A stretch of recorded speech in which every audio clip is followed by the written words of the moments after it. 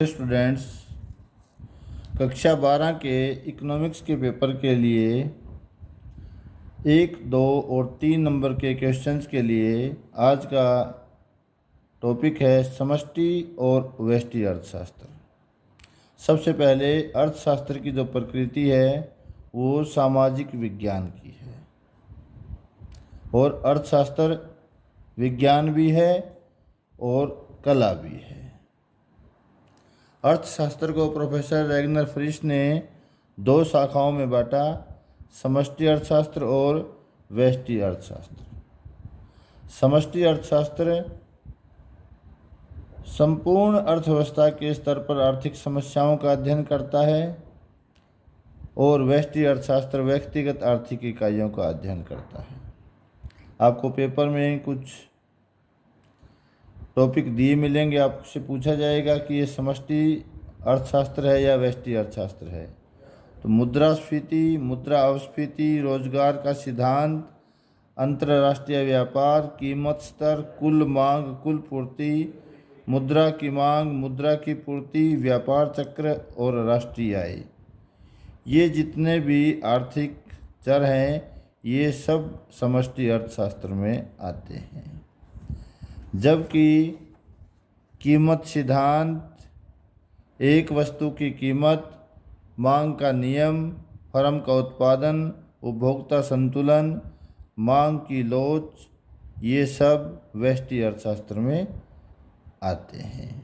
और यदि समष्टि अर्थशास्त्र और व्यष्टि अर्थशास्त्र में अंतर पूछा जाए तो आपने लिखना है कि व्यष्टि अर्थशास्त्र जहाँ व्यक्तिगत आर्थिक इकाइयों का अध्ययन करता है, जैसे एक फर्म का उत्पादन, मांग का नियम, उपभोक्ता का संतुलन, वहीं समष्टि अर्थशास्त्र संपूर्ण अर्थव्यवस्था के स्तर पर आर्थिक समस्याओं का अध्ययन करता है, जैसे मुद्रास्फीति, मुद्रा अपस्फीति, रोजगार की समस्या।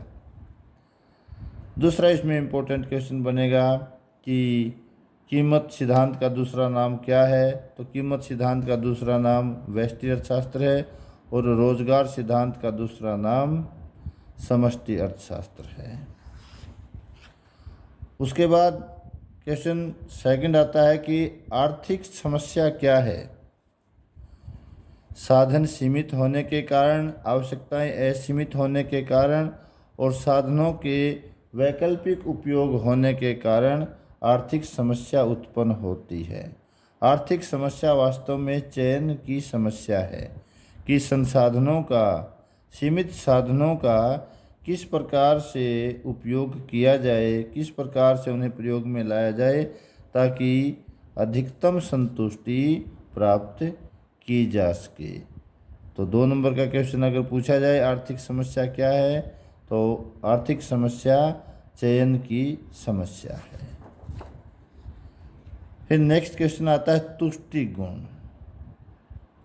तुष्टि गुण जो है किसी भी वस्तु में वह गुण होता है जो किसी न किसी आवश्यकता को पूरा करता है। जैसे ये पेन है, इस पेन में गुण है, ये लिखने के काम आता है, यह इसका तुष्टि गुण है और इसकी यही विशेषता उपयोगिता कहलाती है।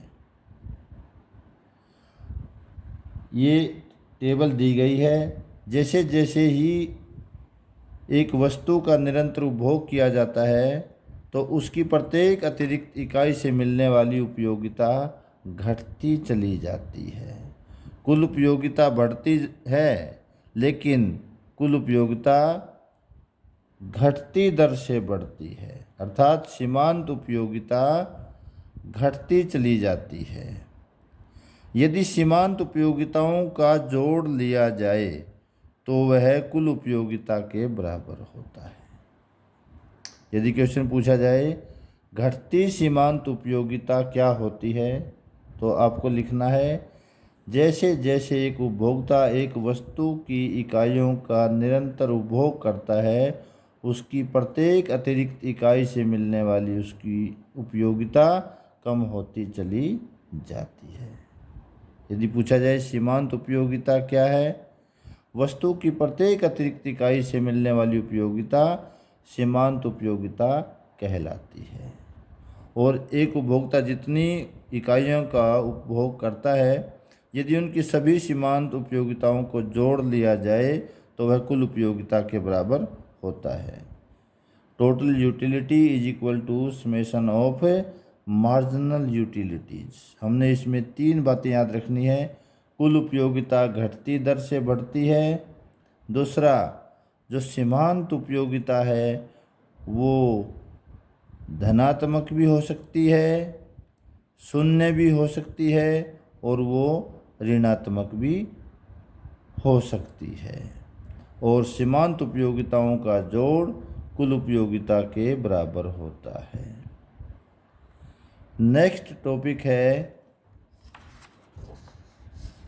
उत्पादन संभावना वक्र। जो साधन हैं सीमित हैं, उनका इष्टतम उपयोग हो रहा है। उत्पादन की तकनीक स्थिर है और जो उत्पादन की तकनीक है उसका बेस्ट यूज हो रहा है, इष्टतम उपयोग हो रहा है। ऐसा होते हुए दो वस्तुओं के जो कॉम्बिनेशन है उनके जोड़ने से जो कर्व बनता है उसे उत्पादन संभावना कर्व कहते हैं। Production possibility curve. उत्पादन संभावना वक्र दो वस्तुएं, वस्तु X और वस्तु Y के उन विभिन्न संयोगों को दर्शाता है जिन्हें उत्पादन के साधन उनकी दी हुई तकनीक पर उनका उत्पादन किया जा सकता है। इसमें हमने ध्यान रखना है कि यह जो उत्पादन संभावना वक्र है मूल बिंदु की ओर नतोदर होता है। इसका ढलान ऋणात्मक है और केवल दो वस्तुओं के उत्पादन के कॉम्बिनेशन को ही हम इसमें ले सकते हैं और यह सीधी रेखा नहीं है।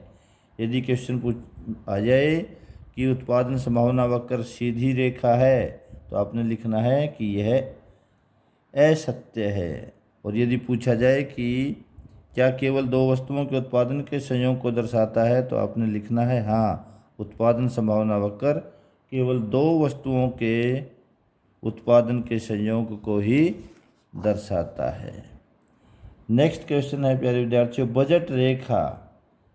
तो इसमें पूछा जाता है बजट रेखा का दूसरा नाम क्या है। बजट रेखा का दूसरा नाम कीमत रेखा है। उपभोक्ता की आय दी हुई है, वस्तु X की कीमत भी दी हुई है, वस्तु Y की कीमत भी दी हुई है। X अक्ष पर हमने X वस्तु ली, Y अक्ष पर हमने Y वस्तु ली। उपभोक्ता की कुल आय को X वस्तु की कीमत से भाग करने पर हमें बिंदु B प्राप्त होता है और उपभोक्ता की कुल आय को वस्तु Y की कीमत से भाग करने पर A बिंदु ज्ञात होता है। दोनों बिंदुओं को मिलाने से जो रेखा प्राप्त हुई वो कीमत रेखा कहलाती है या बजट रेखा कहलाती है। इस रेखा पर स्थित कोई भी बिंदु दो वस्तुओं के उन विभिन्न संयोगों को दर्शाता है जिन पर उपभोक्ता की पूरी आय खर्च हो जाती है। तो बजट रेखा सीधी रेखा है और बजट रेखा का ढलान ऋणात्मक है। बजट रेखा का दूसरा नाम कीमत रेखा है। बजट रेखा का दूसरा नाम कीमत रेखा इसलिए है क्योंकि इसका ढलान दो वस्तुओं की कीमतों के अनुपात पर निर्भर करता है। नेक्स्ट टॉपिक है उत्पादन संभावना वक्र का सरकना। यदि संसाधनों में वृद्धि हो जाती है, जैसा कि इस रेखा चित्र में है, AB उत्पादन संभावना वक्र है। यदि उत्पादन के साधनों में वृद्धि होती है तो उत्पादन संभावना वक्र राइट की ओर सरक जाता है और यदि संसाधनों में कमी हो जाती है तो उत्पादन संभावना वक्र लेफ्ट की ओर खिसक जाता है। यह तो है संसाधनों में या वृद्धि होने से और कमी होने से। यदि संसाधनों का अकुशल उपयोग हो रहा है, जैसा कि ये बिंदु C यहाँ पर दर्शाता है, उत्पादन संभावना वक्र से नीचे के सभी बिंदु संसाधनों के अकुशल उपयोग को दर्शाते हैं। यदि कोई भी बिंदु हम इससे नीचे लेंगे तो वहाँ पर संसाधनों का कुशलतम उपयोग नहीं हो रहा होता, और यदि इससे ऊपर कोई बिंदु है तो इतने संसाधन हमारे पास नहीं है या टेक्निक हमारे पास इतनी कुशल नहीं है, अर्थात वो इनफिजिबल है, वो फिजिबल नहीं है। यदि उत्पादन की तकनीक में परिवर्तन होता है तो उत्पादन संभावना वक्र में क्या परिवर्तन आता है? रेखा चित्र में एक्स वस्तु की तकनीक में प्रगति हुई। प्रारंभिक जो उत्पादन संभावना वक्र है वो ए बी है। जब एक्स वस्तु की तकनीक में वृद्धि हुई है, वाई वस्तु की तकनीक वैसी ही रहती है, तो वाई वस्तु का उत्पादन पहले जितना ही होगा और एक्स वस्तु का उत्पादन पहले से अधिक होगा। इस प्रकार उत्पादन संभावना वक्र इस प्रकार का ए बी डैश हो जाएगा। यह है जब एक्स वस्तु की तकनीक में प्रगति हुई है, और यदि एक्स वस्तु की तकनीक में कमी आ जाती है तो उत्पादन संभावना वक्र नीचे की ओर आ जाएगा, जैसा इस रेखा चित्र में ए बी से ए बी डैश हो जाता है। यदि एक्स और वाई दोनों वस्तुओं की टेक्नोलॉजी में ही प्रोग्रेस होती है तो दोनों ही वस्तुओं का अधिक उत्पादन होगा, और उत्पादन संभावना वक्र ए बी से ए डैश बी डैश ऊपर की ओर चला जाएगा। और यदि एक्स और वाई दोनों वस्तुओं की तकनीक में कमी आ जाती है तो उत्पादन संभावना वक्र नीचे की तरफ मूल बिंदु की ओर सरक जाएगा। उपभोक्ता कहाँ पर संतुलन में होगा? उपभोक्ता संतुलन को समझने के लिए हमारे को बजट रेखा और तटस्था वक्र दोनों का ज्ञान होना जरूरी है। तटस्था वक्र जो है वो दो वस्तुओं के उन विभिन्न संयोगों को दर्शाता है जिनसे उपभोक्ता को एक समान संतुष्टि मिलती है। रेखा चित्र में ए बी कीमत रेखा है और आई सी तटस्था वक्र है। तटस्था वक्र कीमत रेखा के जहाँ पर भी टेंजेंट होगा, स्पर्श करेगा, वो बिंदु संतुलन बिंदु होगा। इस रेखा चित्र में ई बिंदु संतुलन बिंदु है क्योंकि इस बिंदु पर तटस्था वक्र कीमत रेखा के, बजट रेखा के यहाँ पर स्पर्श करता है और उपभोक्ता एक्स वस्तु की ओ एक्स मात्रा खरीदेगा और वाई वस्तु की ओ वाई मात्रा खरीदेगा। इतनी मात्रा खरीदने पर इन दोनों वस्तुओं के इस कॉम्बिनेशन को खरीदने से उपभोक्ता को अधिकतम संतुष्टि प्राप्त होती है। यहाँ पर उपभोक्ता की आय दी हुई है। दो वस्तुएं जो हमने एक्स और वाई ली है, दोनों वस्तुओं की कीमतें दी हुई हैं। अब उपभोक्ता संतुलन में कब होगा? उपभोक्ता संतुलन को जानने के लिए हमें उस वस्तु की कीमत और उससे की जो सीमांत उपयोगिता है उनकी तुलना करनी होती है। मार्जिनल यूटिलिटी ऑफ एक्स को उसकी कीमत से भाग कर देंगे। एक्स वस्तु की जो मार्जिनल यूटिलिटी है उसको एक्स वस्तु की कीमत से भाग कर देंगे। वाई वस्तु की मार्जिनल यूटिलिटी को वाई वस्तु की कीमत से भाग कर देंगे। Marginal utility of X divided by price of X must be equal to marginal utility of Y divided by price of Y. और ये जो मनी है, जो रुपया है, उसकी सीमांत उपयोगिता के बराबर होना चाहिए।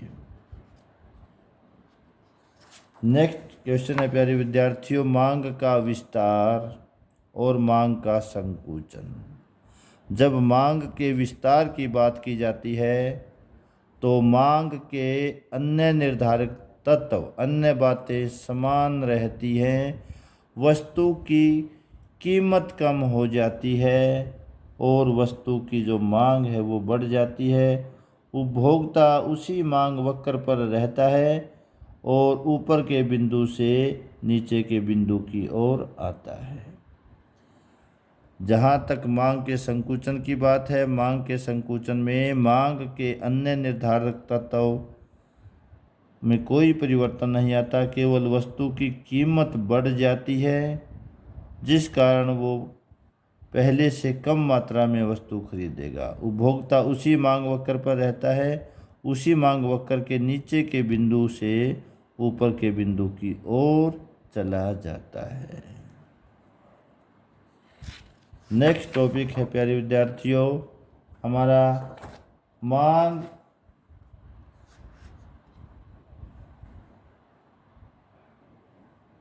इस टॉपिक को प्यारे विद्यार्थियों आज यहीं पर क्लोज करते हैं। इससे नेक्स्ट वीडियो में हम जो है इससे आगे के टॉपिक इसी प्रकार करेंगे। Thank you.